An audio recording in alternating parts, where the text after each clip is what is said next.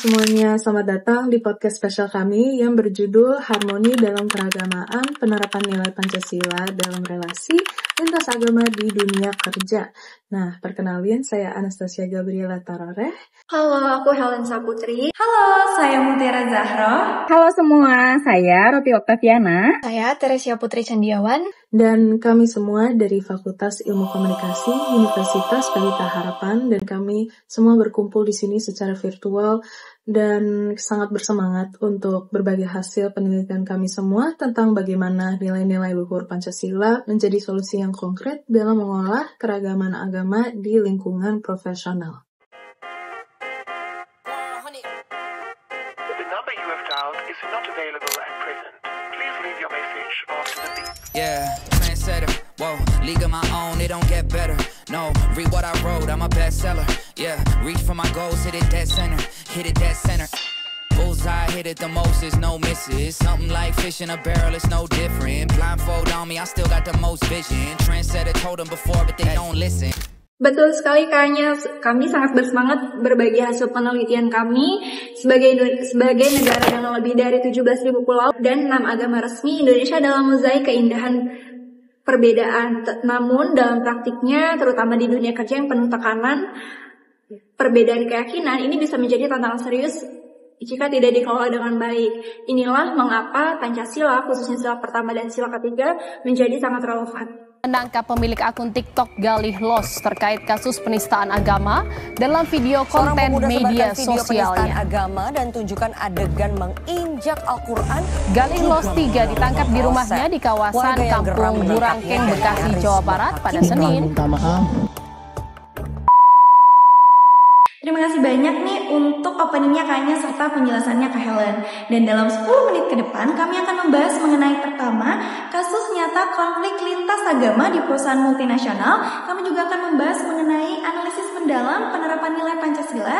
Dan kami juga akan membahas mengenai solusi praktis berbasis best practices. Dan terakhir kami akan membahas mengenai refleksi pribadi kami sebagai generasi muda. Yuk simak podcast ini sampai habis ya teman-teman.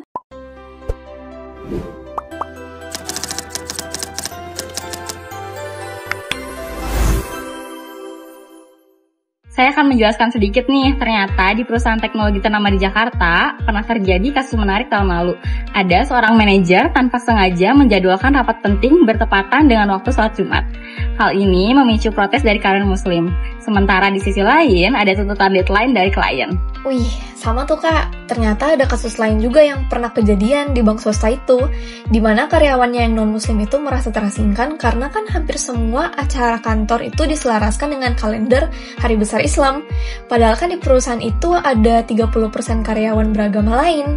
Oh iya, dan kalian tahu juga nggak sih, ternyata tuh dari Badan Pusat Statistik di 2024 itu menunjukkan bahwa ada 45% karyawan tuh yang pernah mengalami ketidaknyamanan terkait isu agama di tempat pekerjaan. Dan bukan cuma itu doang, tapi hanya 28% perusahaan tuh yang memiliki panduan jelas tentang keragaman agama. Dan setelah itu juga ada konflik lintas agama yang mengurangi produktivitas hingga 17%. Jadi ini semua tuh menunjukkan urgensi penanganan yang serius. Oh, seperti itu ya Kaknya. Oke, sekarang mari kita kaji bersama sila pertama, ketuhanan yang Maha Esa. Nah, sebenarnya nilai ini memberikan filosofis bahwa setiap orang berhak beribadah, negara menjamin kebebasan beragama, dan tidak boleh adanya paksaan keyakinan. Nah, salah satu contoh di perusahaan otomotif Jepang di Karawang, mereka menerjemahkan ini dengan menyediakan musola dan kepel dalam satu gedung, kalender digital untuk memperingati hari-hari besar beragama, dan fleksibilitas waktu untuk beribadah.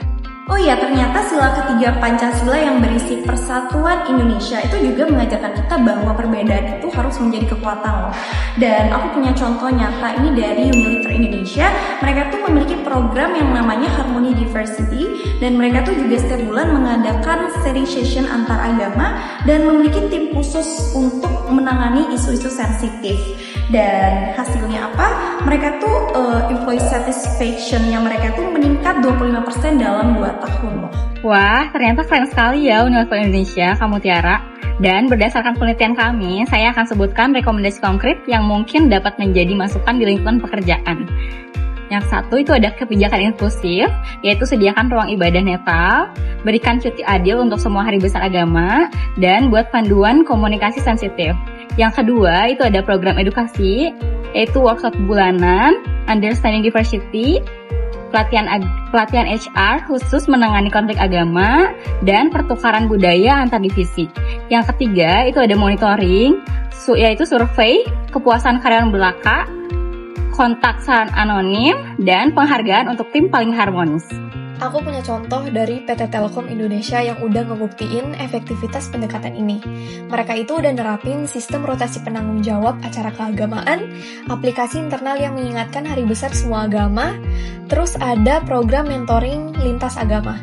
Dan hasilnya, mereka ngeraih penghargaan Best Workplace for Diversity 3 tahun berturut-turut.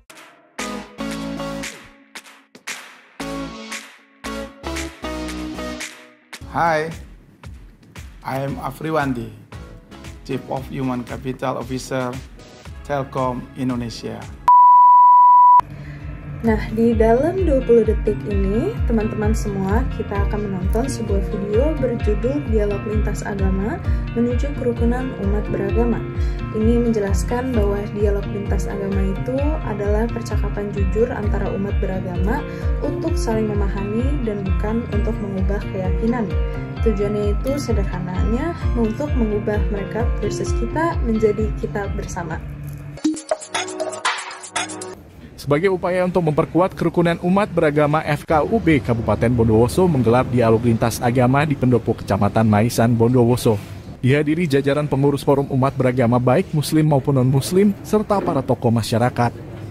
Semoga acara ini berjalan lancar. Dialog lintas agama merupakan wadah dalam meningkatkan hubungan, baik antar umat beragama melalui diskusi dan kolaborasi, serta menjadi instrumen pemajuan demokrasi, perlindungan hak asasi manusia, dan kebebasan fundamental, termasuk kebebasan untuk berpendapat, memeluk agama, serta berekspresi. Baiklah, kami akan menutupi podcast kami hari ini sampai sini dulu. Terima kasih atas penjelasannya teman-teman kami semua. Dan sebagai mahasiswa Pancasila, kami semua menyimpulkan bahwa satu, Pancasila itu bukan sekedar teori, tapi solusi praktis. Yang kedua itu, tantangan keragaman adalah ujian bagi kebinekaan kita. Dan yang terakhir, itu dunia kerja adalah laboratorium nyata penerapan nilai luhur bangsa. Pengalaman pribadi kami selama penelitian ini sungguh membuka mata. Kami menyadari bahwa toleransi bukan berarti menghilangkan perbedaan, tapi merayakan dengan baik. Seperti kata Bung Karno, persatuan dalam perbedaan, perbedaan dalam persatuan. Kami berharap banget nih podcast ini bisa menginspirasi teman-teman semuanya untuk menjadi duta toleransi dimanapun kalian berada. So, jangan lupa subscribe channel di bawah ini dan bagikan pengalaman kalian di kolom komentar di bawah. Terima kasih sudah mendengarkan penjelasan dari kami anggota kelompok 1. Sampai jumpa di episode selanjutnya.